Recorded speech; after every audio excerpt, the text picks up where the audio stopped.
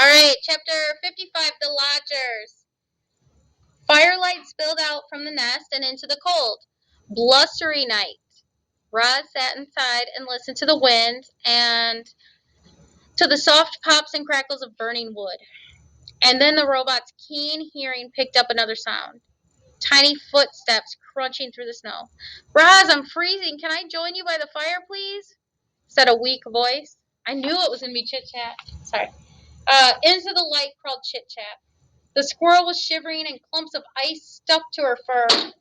When she finally felt the heat of the fire, she collapsed. Roz picked her up off the floor, gently placed her on a warm stone, and let her sleep. An hour later, there were more footsteps, and a family of hares shuffled into the nest. What are hares, people? Bunnies, rabbits, good. They huddled together in a corner without saying a word.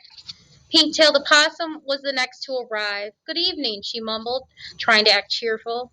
It certainly has been chilly. Swooper the owl hobbled in, followed by some chickadees and a magpie. Fink knew a good thing when he saw it, and the fox lay down right by the fire. Then came Dig Down the groundhog. The fuzzy bandits carried in an old turtle named Crag, who was in the worst shape of all. Creatures who should have been hibernating deep underground had been roused by that vicious weather. Only the healthiest animals with the warmest homes were safe. More and more weary animals appeared, and slowly the lodge filled up. Oops. This was the first time many of the lodgers had seen fire, and they gazed at it with a mixture of fear and hope. They could feel the fire's destructive power, but they could also feel its healing power as it warmed their bones. The lodgers seemed to push forward, eager to feel more warmth, and then pull back, afraid of feeling too much. It was important that the lodgers understood fire, so Roz showed them how to build one. She showed the smaller animals how to arrange the kindling, and she showed the bigger animals how to arrange the logs.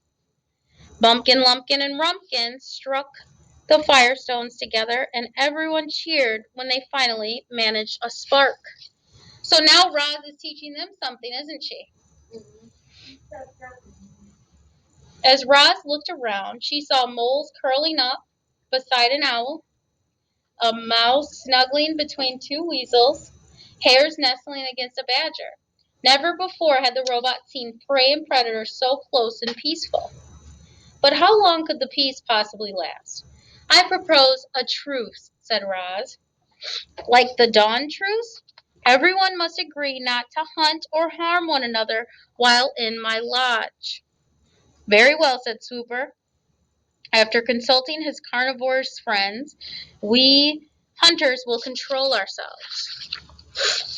Huh. Then it's settled, said Roz. My home is a safe place for all. One by one, the lodgers each fell in a deep sleep. Even the nocturnal creatures, usually wide awake at that hour, gave in to the coziness of the nest. The robot stood out of the way and quietly tended to the fire as her guests slept through the night. Only when daylight was streaming in through the door did the lodgers finally begin to stir. You are all welcome to stay here as long as you like, said the robot as the animals rubbed sleep from their eyes. My home is your home. Thanks a lot, Roz. Fink carefully stepped over a hare and a woodpecker on his way to the door. I don't think I would have survived another night on my own. It's just too bad we can't cram a few more creatures in here. And the fox slipped outside. The robot looked down at the fur and feathers that now carpeted the floor. The nest had been completely full that night.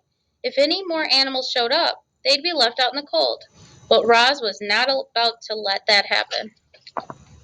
All right, so what do we need to do for notes?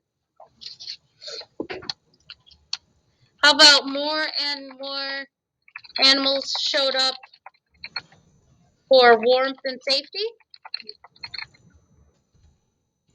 What's the big thing that Roz did in this chapter? Ian?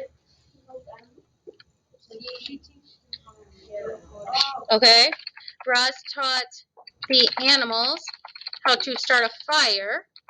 And then what was the big thing about them not fighting?